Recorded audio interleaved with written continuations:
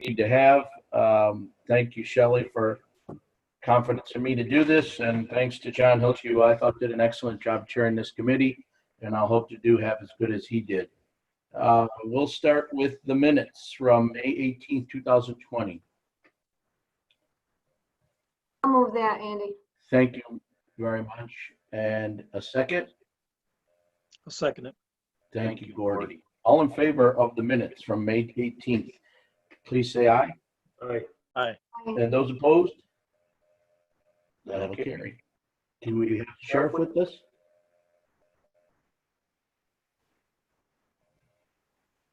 Is Pam on? Because I don't see the agenda up yet or anything. Uh-oh. There it is. Looks like we got Pam. And I'm right here. Awesome. How you doing, Sheriff? Good, how are you? We're doing great. It looks like you got an easy one for us. Correct. The first one is the acceptance of the Bulletproof Vest Program funds. Under Sheriff Mazer, I'll present that. Thank you. Hi, good evening. This is a request to accept funding from the Office of Justice Bulletproof Vest Program for the purchase of new body armor for sheriff's deputies and correctional officers. It's also a request for budget amendments to the sheriff and jail budgets to use the BVP funding as well as the available funds in the restricted account uniform vests. So we have a total amount from the BVP program was awarded $11,956.50 to use towards the purchase of the new body armor for the deputies and correctional officers. The total amount of the body armor purchase was $28,644. So we're requesting to use these funds available in our restricted account, the uniform vests, in the amount of $9,509. And the remaining $7,179 will be paid for from the individual uniform allowances. I'll move that, Andy. Thank you, Mary Ann. Thank you for a second. I think that was Christian. A second, yep. Thank you both. Thank you, Mr. Sheriff. Any questions or thoughts? Just a curiosity question. How many vests does that buy? 1 second, we'll pull it up. I don't have that number. I'll have to get back to you on that. It's upwards of a dozen, I believe.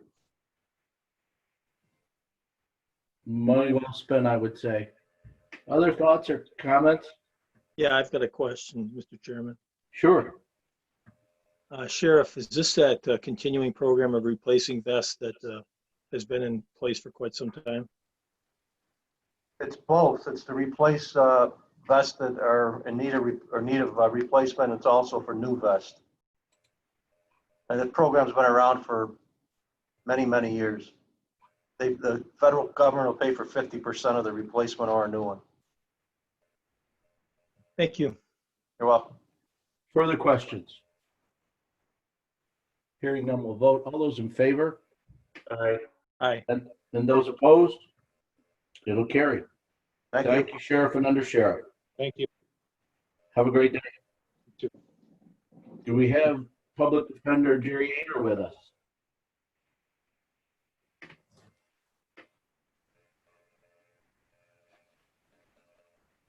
He's just joining the meeting now. Okay, we'll give him a second.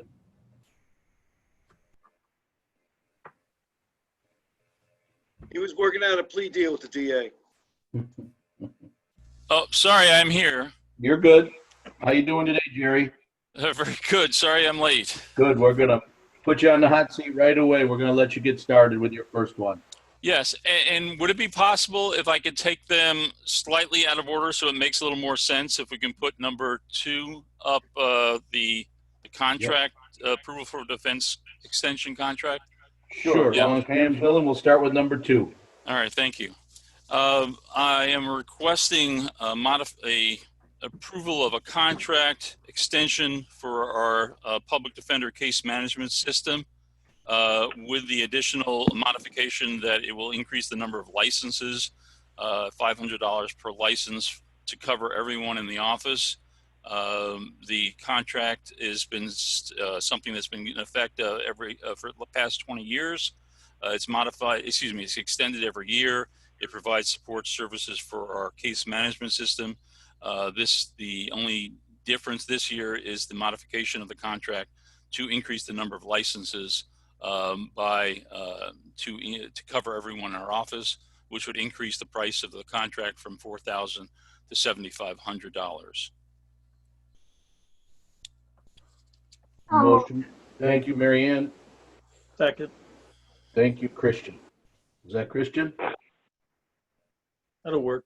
Okay, thanks, Gordy. Questions or comments for Jerry? No. We're all good with it. Jerry, you're saying every staff person, attorneys plus investigators plus? Right. Technically, if anyone in the office wants to use the case management system for any purpose, they're supposed to be licensed. We only had 8, and now we'll have 15. Gotcha. Any comments, thoughts from anyone? Hearing that, we'll vote. All those in favor, please say aye. Aye. Aye. And those opposed, same sign. That one will carry, Jerry. Where are you going to go now? Back to number 1? Yes, please. Okay.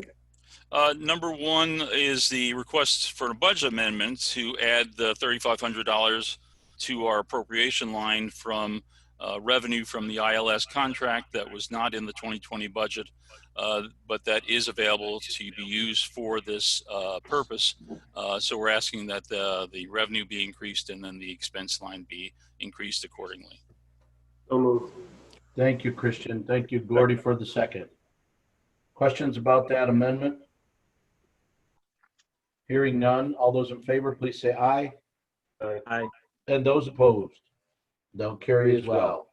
Last one, Jerry.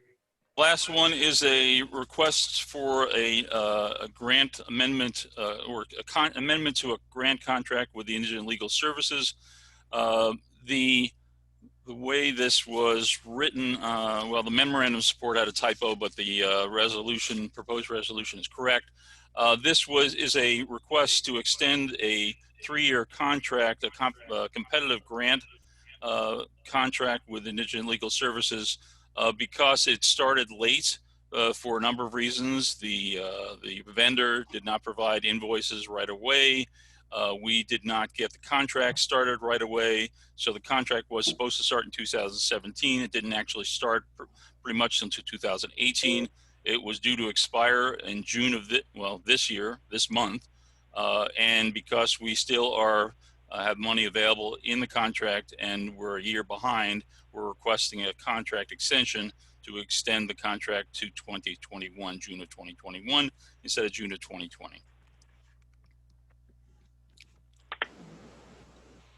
I'll move. Thank you, Mary Ann, for a motion there. A second? Second. Thank you, Christian. Comments or questions? I have a question, Mr. Chairman. Great, Gordy. Jerry, this is, and I know you answered it, I just not sure. This is the last year of a 3-year contract? It was to be the last year of the 3-year contract, but it was due to expire in this month, and we're asking to be extended a year because of the late start. So it's just delayed, that's, Yes. thank you. Other questions for Jerry on his last one here? Hearing none, we'll vote. All those in favor? Aye. Aye. And those opposed? That'll carry. 3 for 3, Jerry. Thank you very much. Appreciate it. Thanks. Stay have well. a great day. Do we have Mr. Hens with us? Yes, sir. Hi, Tim. How you doing today? Hanging in there. That's good. What do you got for The us? first item I have for you is the award of bid for the highway garage fire alarm system replacement. We had the availability of Johnson Controls on state contract, and we had them price out a basically replacement of our entire system here, which includes the wiring, all the heads, and the fire alarm control panel. And the quote provided was $97,083.39, which is just slightly under what we had budgeted for the project earlier this year at $97,161. So I'd recommend awarding it. I'll move it. Thank you, Gordy. Do we have a second? Second. Thank you, Mary Ann. Questions for Tim about the fire alarm? When is it gonna get done, Tim, and how long will it take? They'll probably start up in early July. Once the if the resolution passes, it'll take a few weeks to mobilize their crews. I suspect it'll only take about 2 to 3 weeks to complete the work. Thanks.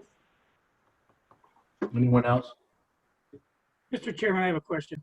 Yes, Gary. Tim, this did not go out to bid. This is out-of-state contract. Is that correct?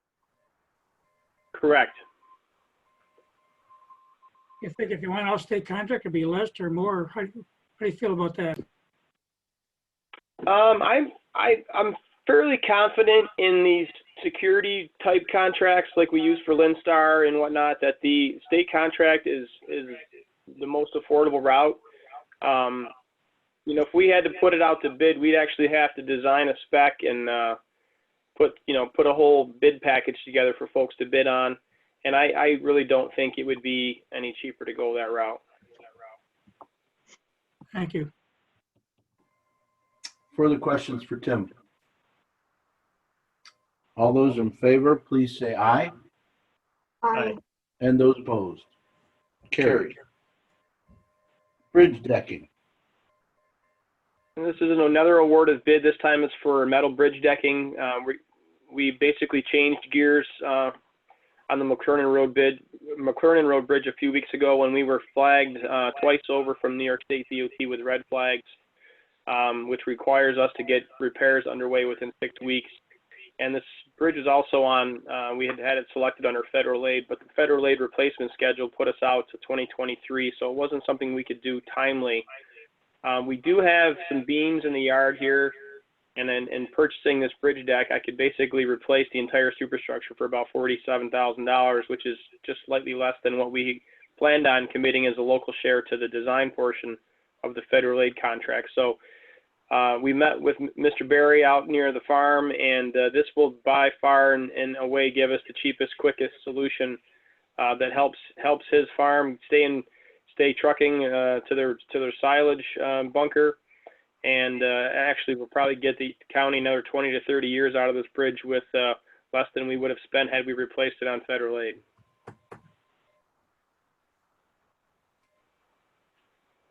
I'll move it, Andy. Thank you, Mary Ann. Second. Thank you, Christian, for the second. Questions for Tim on the bridge deck? I have a question from, go ahead, Mary Ann. Hi, Gordy. No, go ahead. I just wanted to say that I was pleased that he could come up with this result. It's cost effective and it saves time. And I know the farmers need this bridge to be operational. And getting another 20, 30 years out of this seems like a really good result. So thank you for working on that. No problem. Gordy? Yeah, I echo what Mary Ann said. It's a good deal. I'm kind of curious. I remember the previous bridge, they filled it with cement so they could herd the cows over it. I was wondering if is that an issue in this, or is he done with those days? No, he's done with those days. That was actually one of the questions I asked him when we were on site. I said, I'm putting steel deck bridge back on. It's not going to have concrete in it. You don't walk the cows over anymore. He says, no, those days are long gone. They truck them now. So. Yeah. The things you got to keep in mind when you build a bridge, right? Well, in Genesee County, you do, yeah. You're right. Good question, Gordy. Any other thoughts or questions in regard to the decking on McLaren Road? We'll vote then. All those in favor? Aye. And those opposed? It'll carry.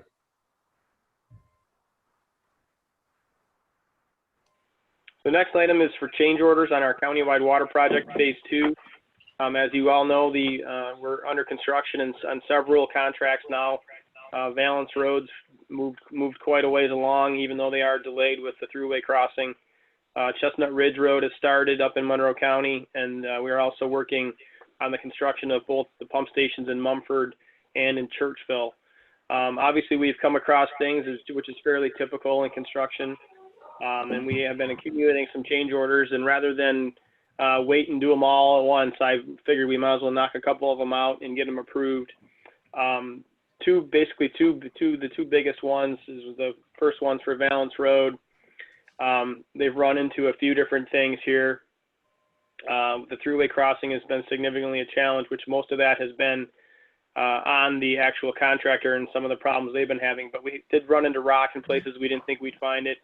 And we have some repairs to be made to tangential tees that were cracked and whatnot. And there's been a bunch of different things on Valence Road.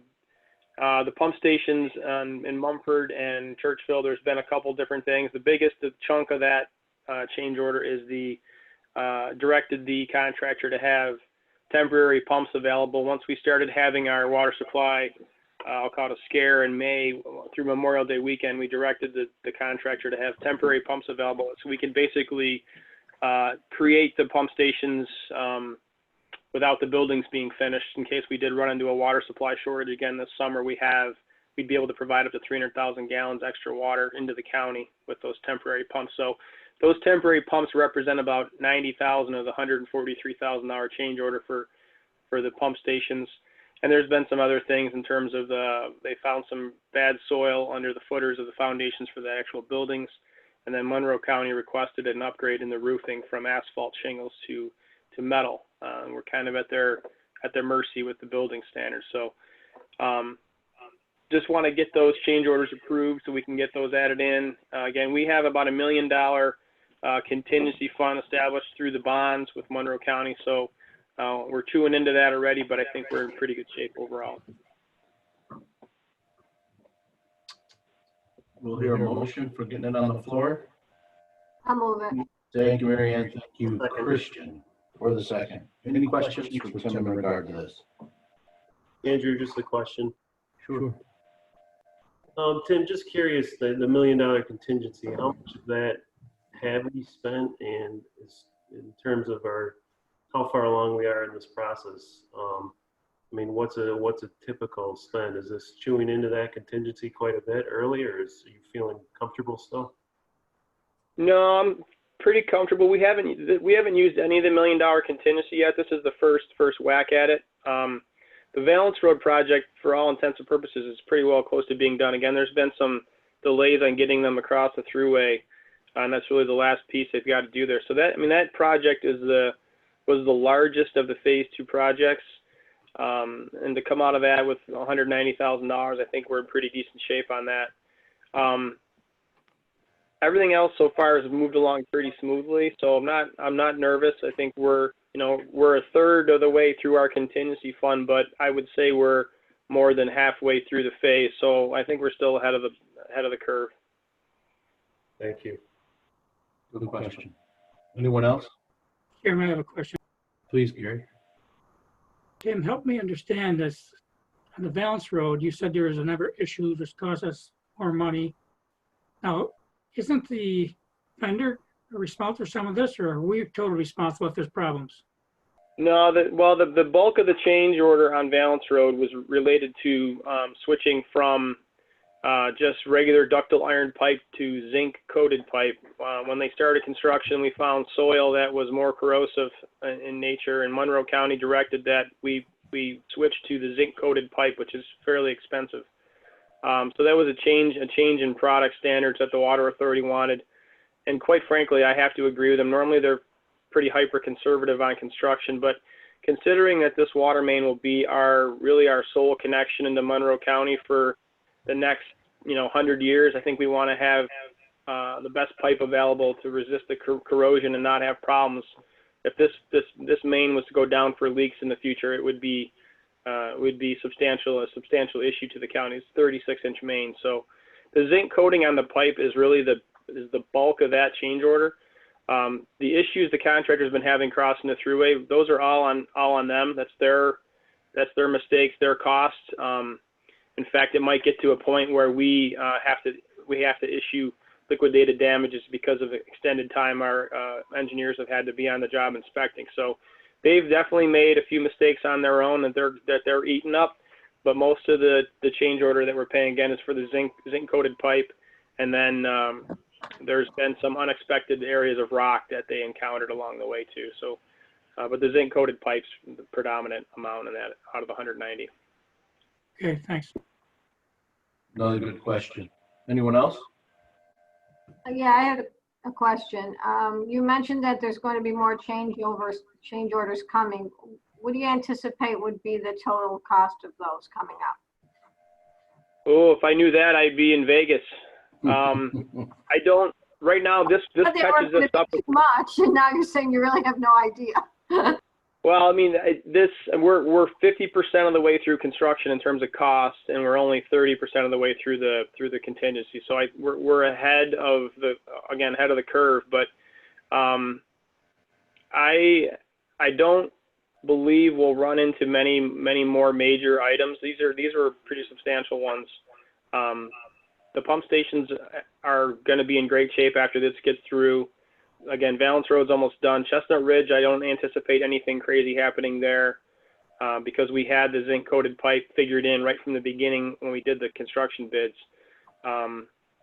You always run into things in construction. I know whether it's building buildings, roads, bridges, or water main, there's always something that pops up that's not accounted for, mostly unforeseen conditions or things that change for engineering purposes. But I'm pretty comfortable. Again, this catches us up to everything to date. So the fact that we're only 30% of the way through our contingency, and we've paid out more than half of the construction costs, I think we're pretty good.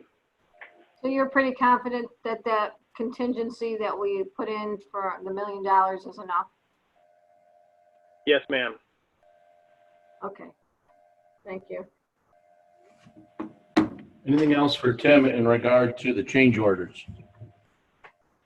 Just a follow up. Sure. Have they finished all the work that they had to do to get under the thruway, or is that still an ongoing issue? It is still an ongoing issue. It's a very long story, and we can get into it more tomorrow at Water Resources for sure. But the contractor struggled getting across the thruway quite a bit in the fall. And just my personal opinion on what was going on, they were rushing things and were trying to put a bigger bore head through the hole that they had drilled in that the hole can handle. And they ended up losing their bore head basically under the thruway, and they had to drill another hole to rescue the bore head, and then ultimately ended up hiring in a Oz Construction, which is basically like a world-renowned drilling company, to come in and kind of save their bacon. Oz was successful in rescuing the drilling head that was stuck under the thruway. They had to repair and regrout the hole they drilled for the rescue rig in order to meet the thruway authorities' demands. They then had Oz drill a new hole under the thruway at a much deeper depth to get out of the cobbles and rocks that they were running into the problems with, and kind of did it on their own over the weekend without asking previous authority from either us or the water authority. And they were successful in getting across the thruway very quickly, but now we have a drill path that's about 45 feet below the surface of the ground. So if you ever have an issue with the water main, the water authority's like, how do you dig down 45 feet to get the water main to even be able to pull the pipe back through the hole? So there's been a little bit of back and forth with the contractor on drilling at a lower depth for future maintenance. And then again, they went on their own to drill the hole. So there's some argument going on, but it is being resolved. We'll talk through some of the finer details on some of that tomorrow morning at Water Resources if you want to jump in on the Zoom. But we're headed in the right direction. Basically, what it's going to boil down to is just using a different type of pipe, a hose pipe, so that you can pull the water main back through the hole. So I think we've got a solution there, but it's quite involved, and it's been a lengthy process. So they have to have a pipe inside the pipe. Yes. All right, thanks, Tim. When you're really good at what you do, you call yourself Oz, huh? That's right. That's good stuff. Questions? Anything else? Hearing that, we'll vote on the Countywide Water Project Phase 2 change orders. All in favor? Aye. And those that are opposed? Carries. One more, Tim. The last item I have is a budget amendment for the county park budget to basically allow for the acceptance of grant funds from the Rotary Club. They've got about $5,200 they're donating, so we can purchase some message boards and some benches that will go along with the Ellicott Trail through DeWitt Park. Move It's it. an easy one. Thank you, Christian. I'll Thank you, second. Gordy. Everybody good with this one? Any questions? Just a big thank you to the Rotary. Yeah, for sure. All right, then we'll vote on the acceptance of the grant. All those in favor? Aye. And those opposed? That will carry as well. Thank you, Tim. Thank you. County Attorney Kevin Earl. Okay, I'm here.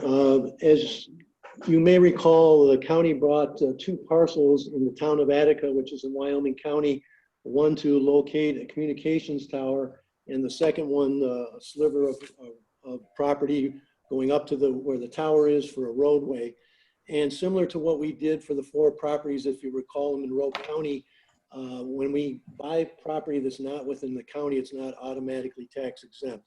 So I'm presenting 3 agreements that I drafted. They've all been approved by the town of Attica, the Attica School District, and the county of Wyoming, authorizing these 2 parcels to be tax exempt. Sounds like it makes sense. Anybody agree? I'll move. Thank you, Mary Ann. Christian? Second. Thank you, sir. Anybody have questions in regard to this? Hearing none, we'll vote. All in favor? Aye. And opposed? That'll carry. Do we have Steve Sharp with you, Kevin? On the line. Hi, Steve. Hi, so this is the utility easement for the same property that Kevin was discussing. One change to the whereas, that should be 268 Molasses Hill Road, not 368 Molasses Hill Road. So I guess I'd need a motion to amend or just. I'll move that to make that amendment, Andy. That's a motion to change the address of the Molasses Hill Road property. Second. Thank you, Christian. All in favor of the amendment? Aye. And those opposed? That'll carry. Okay, and then again, this resolution is an easement to allow National Grid, otherwise known as Niagara Mohawk Power Corporation, to have a land easement so that way they can bury cable that would service our new tower. Makes sense. Gordy, thank you for that. Do I have a second? Second. Thank you, Mary Ann. Do we have questions about the easement to Niagara Mohawk? All in favor? Aye. And those opposed?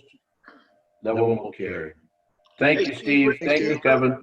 Hey, Steve, real quick, what's the timeline on the actual tower being brought into play? So we're looking at, once we clear NEPA and SHPO, then we'll begin tower work, actual bringing in, doing cement work in August and September, erecting the tower itself sometime in October or November. Then we begin, then they start bringing in their equipment December and January, and hopefully we'll be optimizing in February of 2021. Then we do our coverage testing, which is May and June of 2021. And then finally, we accept the site in August of 2021. Awesome. Thank you. All right. Thank you, Steve and Kevin, again. Do we have Peggy on the line? Yep, I'm Hi, here. Peggy. How you doing today? Oh, hanging in there. Awesome. You want me to just go ahead? This is. Please do, yeah. This is the contract for the primary vendor for the household hazardous waste collection. We had 2 proposals, and the company that we've been using, have used for 15 years, is Environmental Enterprises out of Cincinnati, Ohio. And they came in, they met all of the criteria. You've heard me say over the years, they've done a fantastic job for us. We, of course, rotate the program between the counties, and we're in Batavia last year. We're over in Livingston County this year, and I just got the permission last Thursday to use that site. We use the Hampton Corners complex where Livingston County has their fire training center and animal shelter and all. And so we're set for September 19th for the household collection. And 3 years ago, we separated electronics off. So we'll do the electronics using Sun King out of Brockport the following Saturday, the 26th. We have gotten it, you know, we've kind of pared down the program. We're not going to do pharmaceuticals anymore. Between the, you know, the police agencies that take them and the law that's going into effect requiring chain pharmacies to take them, there really isn't a reason to do it anymore. You know, we have to have a deputy, had to have a deputy on site. They had to store it over the weekend, drive it to Niagara Falls to be incinerated. So basically what we're going to have is I've got to call into Ed Arnold, and you know, he's always provided a container for vehicle batteries, propane tanks, and propane canisters. And then we'll have an area for fire extinguishers and any that Kevin Niedermeyer, the head of EMS, can't use for training. Churchville Fire will pick up and charge us $5 a piece for. And then we'll have tires with HTI again. And then EEI handles everything else. You know, it should go like it always has. With this COVID thing, you know, unless things get crazy, there shouldn't be any reason why we can't do it. We've always asked people to stay in cars. This year, we're going to require them to stay in cars. And we'll also tell them they have to have face coverings. I think I'm also, instead of the labels that we've used where the volunteers were handling the envelopes, I think I'll just do regular labels and have our volunteers, you know, hand, you know, have the residents drop the envelope that they got the packet in, just drop it in so volunteers are not touching stuff. So, yeah, it should go well. We've, you know, a couple of years ago, we reduced the hours from 9 to 2 till 9 to 1, and they can still handle the traffic, and it'll be fast. Motion for approval. Thank you, Christian. Lori, thanks for the second. Questions and comments for Peggy? Mr. Chairman, Yes, sir. just for clarification, maybe Pam can answer this. Shouldn't the address of this Environmental Enterprises Incorporated be put in the resolution? Good question. Pam, do you have an opinion? It can be. That's not a problem. Yeah, we can. Yeah, I'll add that in. I was just going by what we've done in the past, so, but yeah. So, and two, just to let you know, Kevin has looked at it. It's the same basic contract we've used for years, and he's approved it. Yeah, other resolution, yeah, I think has an address, and I mean, there could be another Environmental Enterprises Incorporated somewhere else other than Ohio. Yeah, I'll add in the address. Other questions? Go ahead, Marianne. Go ahead, Marianne. Does it come through Ways and Means, this resolution? We never, because it's in the GLOW budget, I think, Marianne, we've always just come to public service. So do we just want to say that the address will be added by the time it gets to the legislature, or do you want to? Let's make a motion to amend it, just to be sure. How about that? I'll make a Do you motion. have the address available to amend it with? Yeah, I've got it. It's in the contract, and we always send, once I had the date set, Thursday sent the contracts to EEI, we have them sign it, and then as we're going through the process with the counties. I'll make a motion to amend it to include the address for the. Thank you. And I got a second from Gordy. All in favor of the amendment? Aye. And those opposed? Okay, so now we'll discuss a little more if anybody has anything in regard to the agreement itself.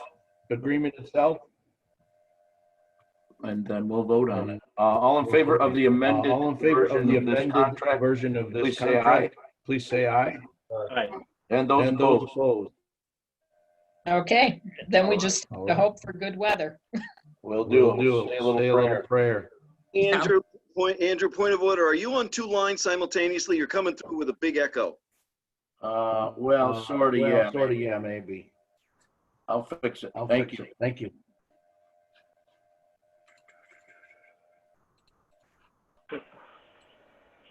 All right. Is that better? Same. You come in where your picture is, and you come in through our 2580 for some reason. I know because my first computer kicked me off again saying I don't have a camera. And I didn't want to get off. It's a long story. I'm going to kick off of that. It seems like I'm fine. Thank you. How's that? A little better? There we go. There's the real Andrew. Oh my God. I sounded like Darth Vader, did I? Just for a second. The force be with you. I am your father. All right. We're looking for Tim Michaelak. Can you guys hear me okay? Yes, sir. Very well. Oh, very good. I had to, the equipment, it's either the microphone works or the camera works, one or the other, very rarely both, so I usually have to finagle something. You're doing good now. All right, how's everybody? Good to see everybody. Very good. Good to see you. All right, so I'll try to be brief. Looks like you guys run just a little bit behind. As far as just what's been happening in our department most recently, I'll just try to touch on some of the latest stuff. A nice thing that we were able to do is just during the shutdown, we were able to, conduct quarantine checks for the health department.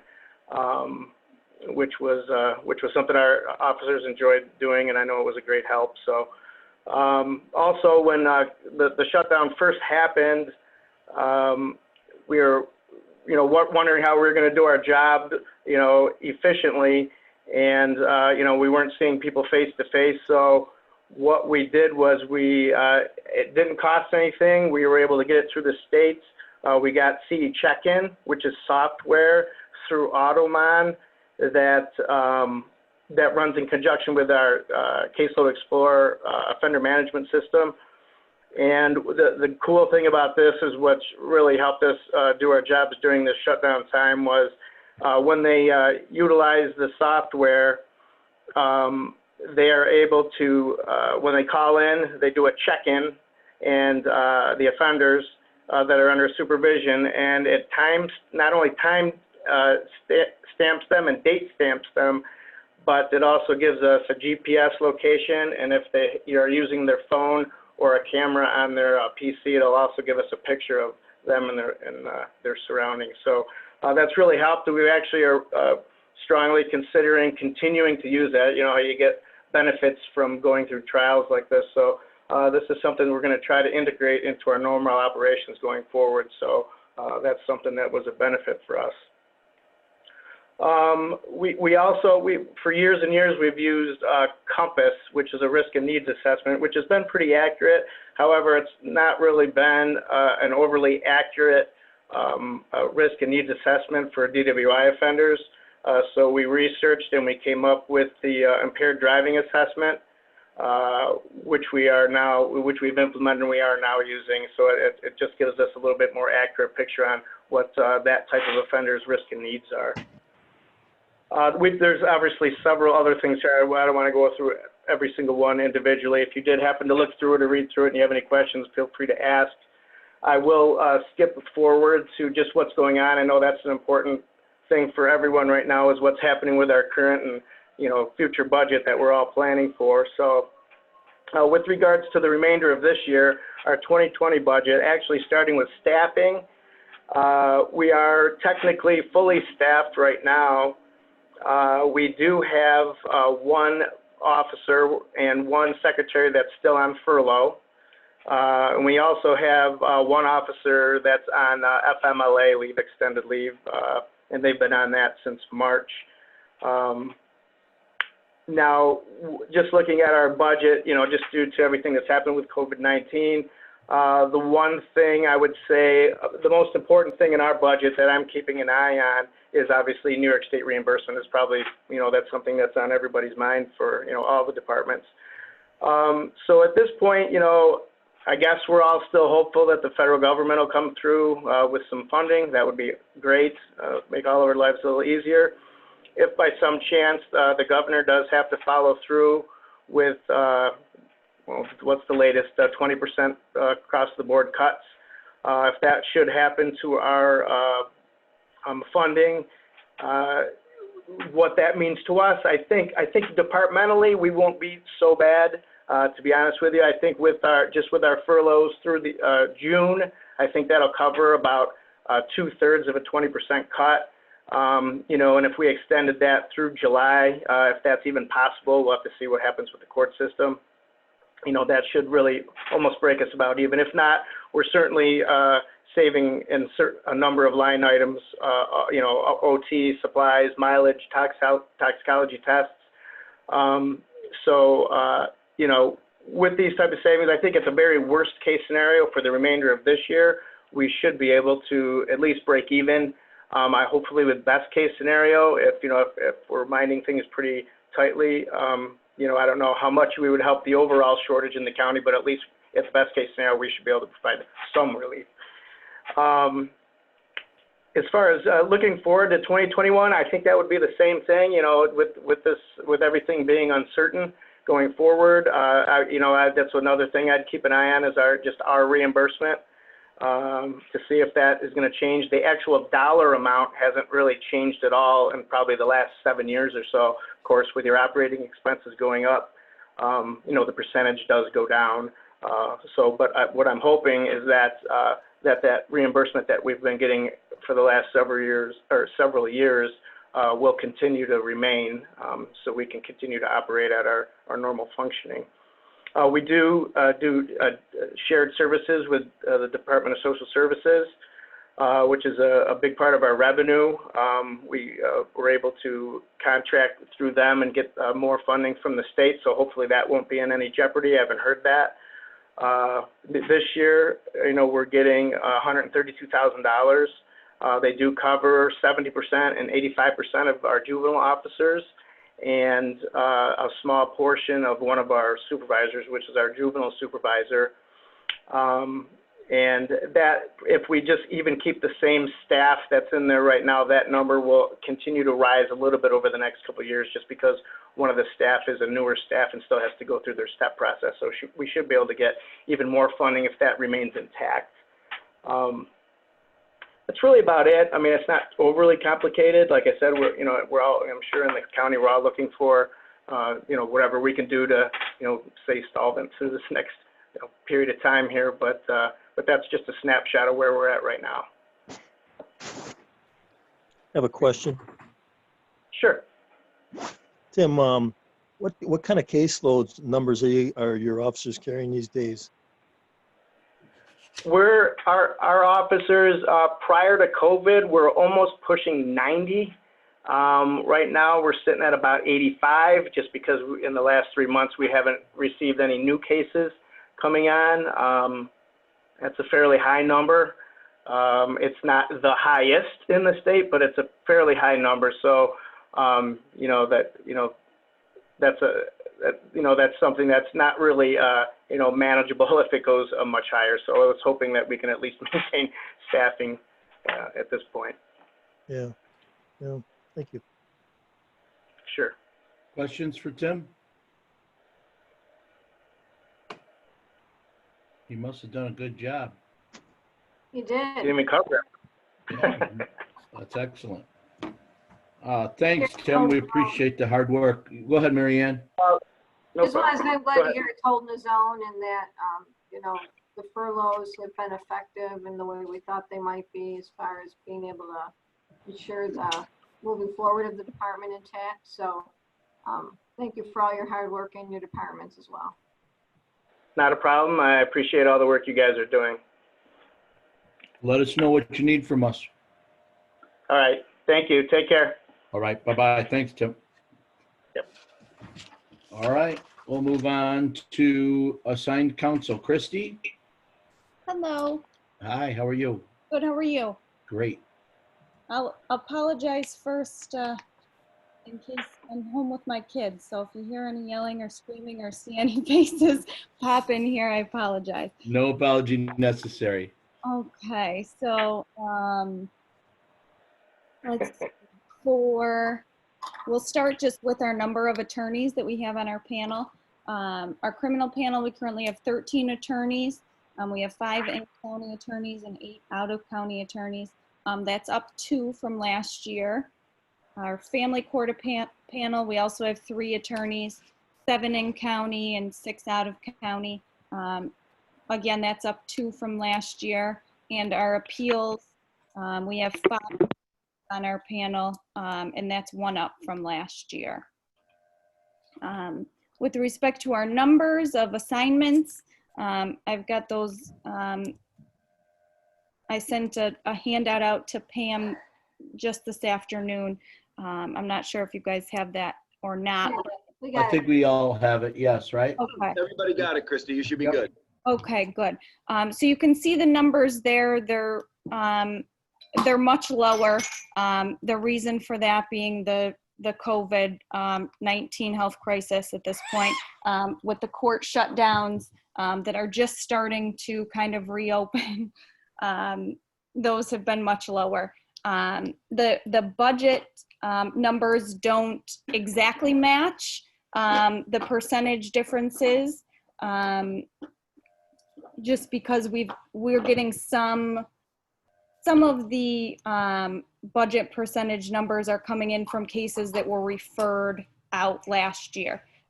Those get paid the following year. So our numbers aren't quite matching, but I expect, even since I sent this into you this afternoon, we've got word that courts are going to be opening up even further come the end of this week, early next week. So I do expect the assignments to start to pick back up from there. We may see a bit of a difference in our family court this year to last year based on, this is not in my information, but there's mandatory mediation at the start of every family court case with some certain exceptions, but that does settle some cases before they even require an attorney. So we'll see what the numbers look like, if that has any impact this year over next year or not. With respect to our year-to-date budget, that was included, prepared by Vicki, and on that budget performance report, the 4,800 expense line, that is this ILS grant funds that I mentioned in number 5 here. That's a yearly amount, and it's grant funds for different specific items that will be submitted quarterly as things come up. It's a lot of fun over here. Everybody okay? You're a rock star, Christy. Yep, everybody's good. We just, throw toys and all kinds of stuff. Do you guys have any specific questions for me? Anyone have anything for Christy? It's kind of hard to tell where we are with, the craziness that's going on right now. But I mean, your reports are always very detailed and your explanations. And is there anything that you see coming up that's problematic, Christy? No, I just think we'll kind of see once we start reopening what our influx of new assignments looks like for family court stuff. you know, I think we're going to get a big number of assignments right off the bat, and hopefully our attorney list will be able to handle that. But I think hopefully it'll kind of get back to normal towards the end of the year, as long as things stay opening the way that they are. So, you know, hopefully by the fall, we'll have a better idea of what we're looking at in terms of this year compared to last, and, you know, what we can expect going forward. Thank you.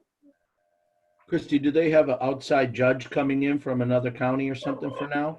Yes, for family court, we have Judge DeMillo out of Niagara County. He is a city court judge and also acting family court judge. He was in Orleans County as well after Judge Punch retired. So he is, you know, familiar with kind of the traveling nature. Okay. And again, we'll have someone in that position the first of the year, correct? Yes, that's my understanding. Yeah. Okay. Thank you. Anybody else have questions for Christy? Seems like she knows what she's doing over there. Well, the fact that we've also got more panel attorneys on both family and criminal is a good thing, because that was not the case when Christy graciously, with the Bonarigo law firm, decided to get involved in this. So good things, and kudos to you then, Christy. Thank you. We appreciate it. Anyone else? We're good, Christy. Thanks so much for your help. Thank you. We appreciate the report. Thanks. Thank you. County manager. Very quickly, as you know, on Friday, the governor signed a new executive order off the COVID-19 path with regard to, I guess what he'll call police reform and reinvention collaborative. Basically, at this point, there's no details. All we know is that we at the county level will have to conduct public hearings, solicit public comment on a, as the term was used, cadre of local law enforcement reforms. And then everybody will be required to go through this process and then adopt proffered reforms via local law at the county level by April of 2021. That's the sort of 20,000 foot perspective that we have so far, going along with this executive order number 203.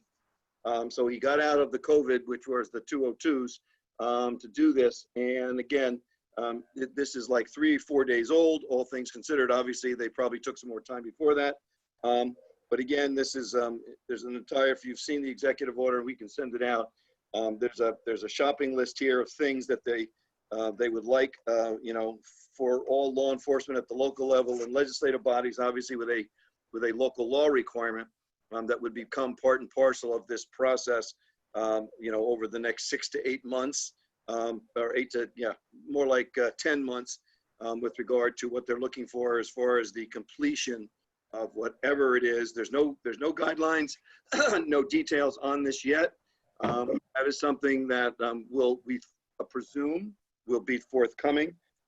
We've already reached out, you know, just asking with regard to the sheriff and the city police, Corfu Police, Leroy Village Police, you know, and other parts of law enforcement, probably involving almost anybody on the CJAC committee, as to, you know, input into this and a forum to start discussing, you know, what may or may not be coming out with regard to the executive office and this executive order itself. But again, you're going to probably see a lot of activity in this area.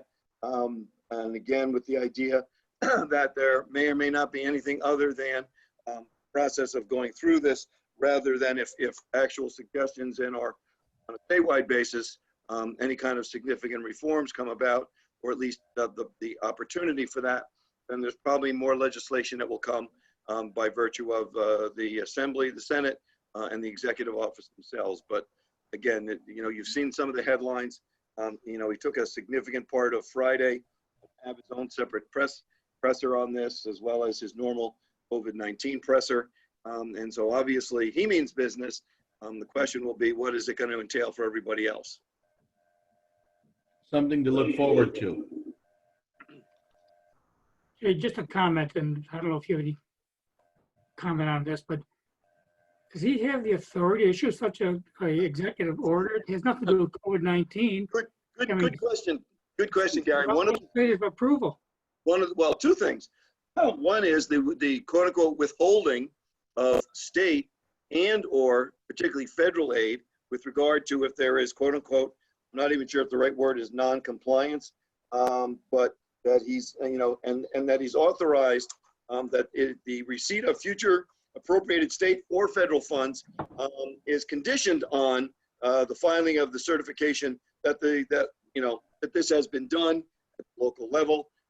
And realistically, it's that second issue, particularly federal funding, like the burn grants and other things that our Sheriff's Department, even the emergency management, the federal funding that comes through Tim Yeager and then through the Sheriff's Department, for equipment and in some cases also, additional reinforcements as far as protective gear and things of that nature.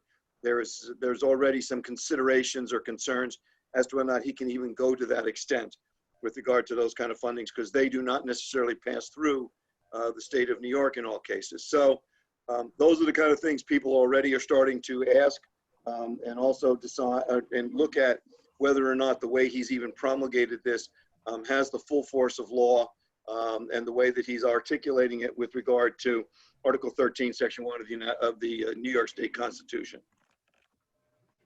More to come, I'm sure. Absolutely. This is going to be there'll be a lot of back and forth before I think anybody starts diving in with both feet and then potentially finds themselves, shall we say, in quicksand.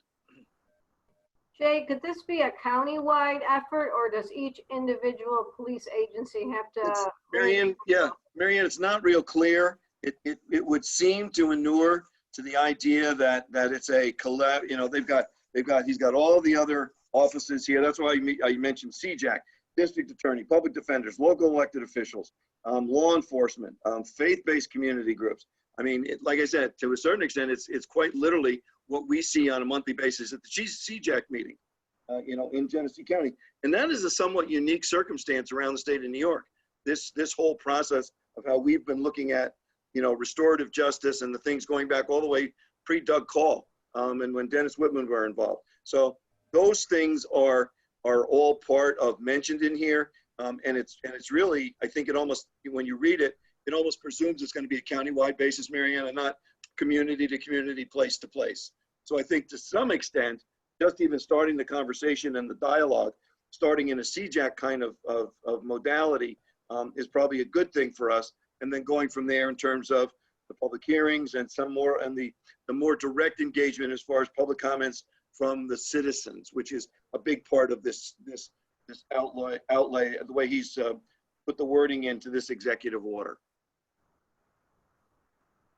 And that could change tomorrow or next week, Or it already did and we don't know it yet. That is true, sir. That just by virtue of he has daily press conferences. Right. Okay. Any other thoughts for Jay? Comments on what he said? Pam? Next meeting of the Public Service Committee is Monday, July 13th